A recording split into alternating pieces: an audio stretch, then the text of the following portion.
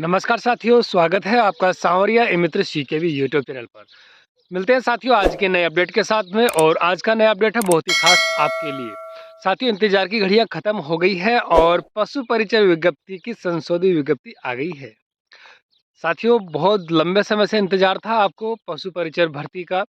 पुरानी जो भर्तियां थी, लगभग 6-7 भर्तियां थी, वो सभी रद्द हो गई थी विधानसभा चुनावों को मद्देनजर रखते हुए। और अब विधानसभा चुनाव भी खत्म हो गए, परिणाम भी आ गए और भजन लाल जी मुख्यमंत्री भी बन गए। और मुख्यमंत्री बनने के बाद जो पुरानी जो विज्ञप्तियां थी, उन सभी में संशोधन करते हुए उन्हें पुनः जारी किया जा रहा है। तो आज हम चर्चा करेंगे इस वीडियो में पशु परिचर भर्ती को लेकर। पशु परिचर भर्ती की जो संशोधित विज्ञप्ति है, उसमें क्या संशोधन हुआ है, क्या आवेदन की तिथि रखी है, क्या उम्र की गणना रखी गई है, इन सभी बातों पर आज हम चर्चा करने वाले हैं। मित्रों, बने रहिए आप वीडियो में और देखते हैं पशु परिचर भर्ती की संशोधित विज्ञप्ति। चलते हैं स्क्रीन पर। नमस्कार साथियों, स्वागत है आपका एक बार फिर से सांवरिया ए मित्र सीकेवी यूट्यूब चैनल पर। साथियों, आज हम चर्चा करने वाले हैं पशु परिचय सीधी भर्ती को लेकर। बोर्ड द्वारा पशुपालन विभाग राजस्थान के लिए राजस्थान पशुपालन अधीनस्थ सेवा अधिनियम 1977 के तहत जो भर्ती जारी की गई थी पशु परिचर की, चतुर्थ श्रेणी सेवा भर्ती के नियम शर्तों के अनुसार, जिसमें सीधी भर्ती 2023 हेतु विज्ञापन संख्या 7/2023 थी और ये 6 अक्टूबर 2023 को जारी की गई थी।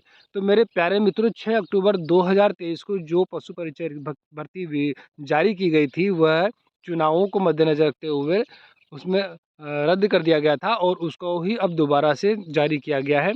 और इसमें क्या क्या संशोधन हुआ है, इसकी चर्चा हम करने वाले हैं। यदि आप वीडियो में नए हैं तो मेरे प्यारे साथियों, चैनल को लाइक, शेयर और सब्सक्राइब करना बिल्कुल भी ना भूलें।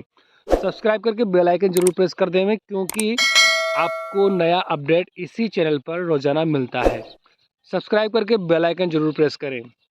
मित्रों, आवेदन करने की जो प्रक्रिया है OTR रजिस्ट्रेशन से शुरू होती है और OTR रजिस्ट्रेशन पहले भी होता था और अभी भी होगा।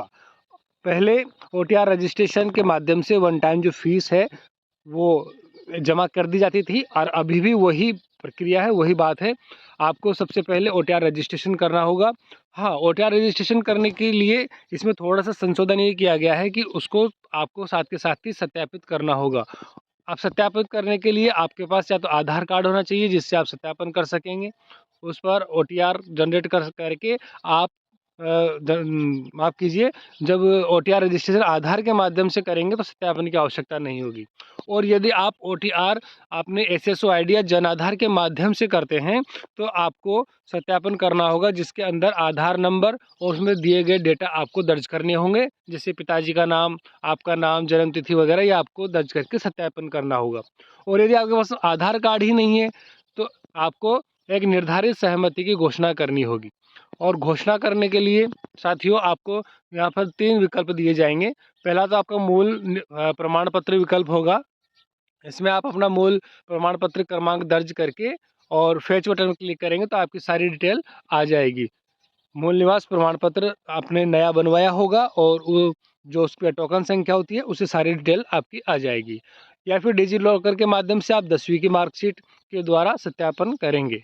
और तीसरा ऑप्शन है, और किसी भी तरह का यदि आपके पास माध्यम नहीं बचा, मूल निवास प्रमाण पत्र नया नहीं बना हुआ, टोकन संख्या नहीं है या डिजी लॉकर पर ID नहीं बनी हुई है, तो ऐसे में आप क्या करेंगे, ऐसे में आप अपनी हस्तलिखित घोषणा लिखेंगे और उसे स्कैन करके आप सत्यापित करवाएंगे।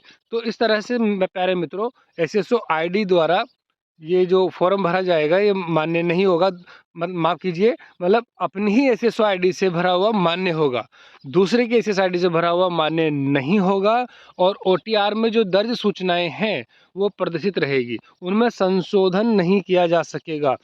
ये सबसे बड़ी विशेष बात है। पहले OTR रजिस्ट्रेशन में संशोधन का विकल्प आ जाया करता था, लेकिन अब OTR के अंदर संशोधन का कोई विकल्प नहीं होगा। तो प्यारे मित्रों, सबसे खास खबर यही है कि OTR रजिस्ट्रेशन जो करेंगे उसमें बड़ी सावधानी आपको बरतनी है।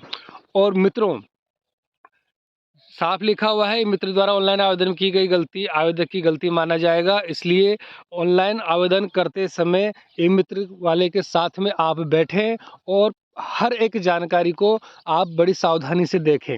ऑनलाइन करते समय जैसे ई मित्र वाले आपके डाटा फीड कर रहे हैं, तो उन डाटा को आप अपनी जानकारी को आप बड़ी सावधानी से देखते रहें।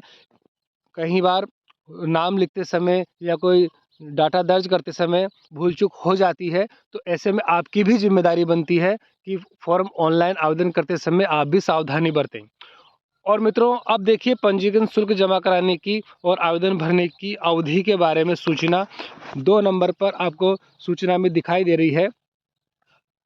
जो आप जो फीस जमा करवाएंगे ये नेट बैंकिंग, क्रेडिट बैंकिंग, माफ़ कीजिए, नेट बैंकिंग के माध्यम से या एटीएम या डेबिट कार्ड, क्रेडिट कार्ड के माध्यम से आप जमा करवा सकते हैं। और साथियों, तिथि के बारे में यहाँ पर आप देखिए, तिथि को मैं हाईलाइट कर देता हूँ। 19 जनवरी 2024 से 17 फरवरी 2024 तक रात को 12 बजे तक आप ऑनलाइन आवेदन कर सकेंगे। पूरा 1 महीने का लगभग आपके पास समय है। तिथि का विशेष ध्यान रखना है। इसी का इंतज़ार था, कब शुरू होंगे, कब समाप्त होंगे। तो शुरू हो गए हैं 19 जनवरी से और 17 फरवरी तक चलने वाले हैं। उम्र की गणना की चर्चा करते हैं साथियों। 1 जनवरी 2025 को आपकी उम्र की गणना की जाएगी। इसके पश्चात माफ़ कीजिए, जो विज्ञप्ति होती है, विज्ञप्ति जारी की जाती है, तो आगामी जनवरी तक उसकी गणना की जाती है। शैक्षणिक योग्यता में आप जो पूर्व जो विज्ञप्ति है उसमें जो दी गई थी, उसी योग्यता के अनुसार ये फॉर्म आपको अप्लाई करना है। और यदि किसी तरह की त्रुटि हो जाती है ऑनलाइन आवेदन करते समय आपकी शैक्षणिक योग्यता भरने में, तो अंतिम 7 दिवस में आप संशोधन कर सकते हैं। 7 दिन का टाइम रहेगा सिर्फ आपकी शैक्षणिक योग्यता को संशोधित करने में। इसके अलावा OTR के लिए कोई संशोधन समय नहीं रखा है। ऑनलाइन आवेदन प्रत्याशित प्रक्रिया यही रहेगी कि आप अपने SSO पोर्टल पर SSO ID के माध्यम से ही ऑनलाइन करवाएं, दूसरे के SSO ID से ना करावें। इस तरह से आप अपना पशु परिचय भर्ती में ऑनलाइन आवेदन कर सकेंगे और जो विज्ञापन की शेष शर्तें थी वो पहले की तरह ही यथावत रहेंगी। तो साथियों, पशु परिचय भर्ती का जो इंतज़ार था वो ख़त्म हो गया और संशोधित विज्ञप्ति हमने यहाँ पर देखी। साथियों, यदि जानकारी से आप संतुष्ट हैं तो वीडियो को लाइक, शेयर और सब्सक्राइब करना बिल्कुल भी ना भूलें। रोज़ाना नए अपडेट जानने के लिए चैनल को सब्सक्राइब करके बेल आइकन जरूर प्रेस करें और अपने साथियों तक जरूर शेयर करें, क्योंकि रोज़ाना अपडेट आपको इसी चैनल पर मिलता है। हो सकता है इस तरह की जानकारी आपके साथी के लिए फ़ायदेमंद हो, इसलिए अपने मित्रों के पास ज़रूर से ज़रूर शेयर करें। जय हिंद, जय भारत, जय भीम साथियों।